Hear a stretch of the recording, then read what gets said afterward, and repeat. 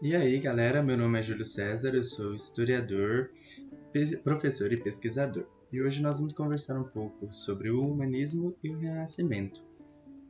Espero que seja algo rápido e produtivo para todos nós. Primeiro, é preciso ter em mente que o humanismo ele está situado como um movimento entre a Idade Média e a época moderna. Dentro disso, é preciso entender que o humanismo, quando surgiu, ele tinha como ideia central de trazer, na época, o estudo das humanidades, o estudo do ser humano, e colocar novamente o humano no centro da discussão. Esse era o objetivo naquele período. Quais foram as principais influências do humanismo? O humanismo teve como principal influência fatores sociais e econômicos como há ao longo de toda a história. Primeiro, a formação de uma nova classe social que era a burguesia. Cada vez mais, os comerciantes foram expulsando os nobres, os senhores feudais, e isso é uma questão que fica para a próxima conversa. Além disso, teve a expulsão também dos camponeses. Na Baixa Idade Média, houve muitas crises sociais e econômicas. Nós tivemos aí a peste negra, que teve muita fome, muita sede, e boa parte da população da Europa desse período foi morta. Essa época foi marcada também politicamente pelo que nós conhecemos como absolutismo, um poder muito centrado na figura do rei. Esse poder absolutista anteriormente era descentralizado na mão dos senhores feudais e passou a ser centralizado na mão do reizinho. Outra influência fundamental foi a queda da hegemonia da Igreja. Durante a Idade Média, a visão de mundo era muito baseada no teocentrismo. Theo é Deus, então era a ideia de Deus estava no centro de todas as preocupações humanas. Nesse período começou uma outra visão que era antropocêntrica. Um antropro, que é o homem no centro do universo. Guarde esses termos aí.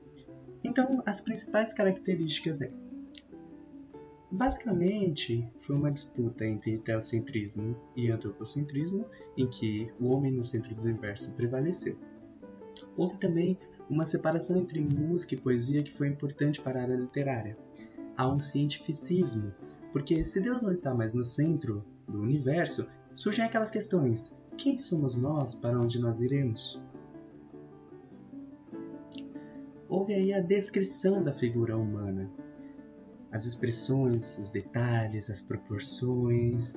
E não é uma ideia sexualizada, mas é uma ideia antropocêntrica.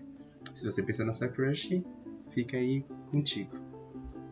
Houve também a descoberta da natureza, das montanhas, das flores, consideradas como um refúgio do amor.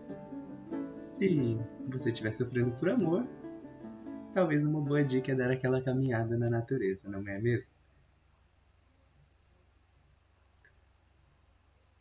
Bem, houve também a descentralização do conhecimento sacro, porque até então a igreja era aquela que comandava muito conhecimento, Deus estava no centro explicativo de todas as coisas. Com o humanismo houve mudanças, porque as explicações passam a surgir do homem, colocando ele no centro. Ao mesmo tempo, os valores cristãos e medievais não foram perdidos. Não é uma contradição. É preciso entender que há continuidades e rupturas durante os períodos históricos. E aí, alguns valores cristãos continuam nessa sociedade. Deus ainda tinha um papel importante, ainda que não mais explicativo como anteriormente. Vamos lá para o Renascimento. O Renascimento é aquela coisa de ideias renascendo. Ele foi um movimento importante, cultural, artístico e científico durante a época moderna. O Renascimento, então, ele tem uma ideia ligada ao clássico no sentido greco-romano humanista. E aí há a ligação entre as obras renascentistas e as questões humanas. Como nós vínhamos dizendo, o humano na centralidade, as questões humanas no centro explicativo, um retorno a todas essas questões. As próprias questões naturais, humanas e cotidianas. Por que Renascimento? porque era um elogio às concepções artísticas da Antiguidade Clássica. Vale dizer também que os agentes renascentistas não viam nada de bom na Idade Média. Daí surgiu aquela ideia de Idade das Trevas. É muito comum que agentes não vejam o passado como benéfico durante a história. A Península Itálica, elas foram fundamentais, porque as cidades italianas foram marcadas pelo movimento renascentista, sobretudo nessa área intelectual da sociedade. O Renascimento, então, valorizava as obras clássicas, tanto de arte como textuais, e na Itália nós tivemos grandes nomes do Renascimento, que todos conhecemos. Durante o Tercento houve aí o Francisco de Petrarca, que ficou muito conhecido por essa obra literária. No Quatrocento nós tivemos representações dentro, mas também externas da Itália, do Renascimento, entre as quais houve a famosa obra Mona Lisa, do Leonardo da Vinci. E houveram críticas também, como por exemplo ao holandês Erasmo de Roterdã, conhecido pela sua obra Elogio da Loucura. O Renascimento, quando começou a então se expandir, houve uma decadência dele por algumas características históricas daquele período. E aí ele se expandiu para outros lugares com nuances, justamente por essas questões históricas que o impactaram. É preciso que nós entendamos que foi a influência dessa camada mais elite intelectual na região europeia.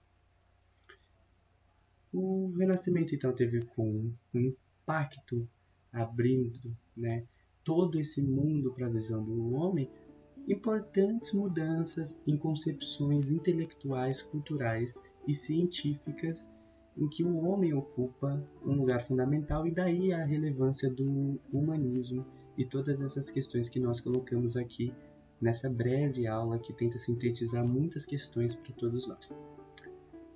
Bom, o que eu quero terminar aqui dizendo é: hoje, se nós pararmos para pensar, talvez nós precisássemos de um novo renascimento, porque, afinal, muito do humano está se extraindo cada dia mais na nossa sociedade. E aí, o que você acha? Pois bem, se vocês tiverem aí dúvidas, sugestões, críticas, são todas muito bem-vindas. Eu aguardo ansiosamente. Até a próxima aula. Abração. Falou. É nóis.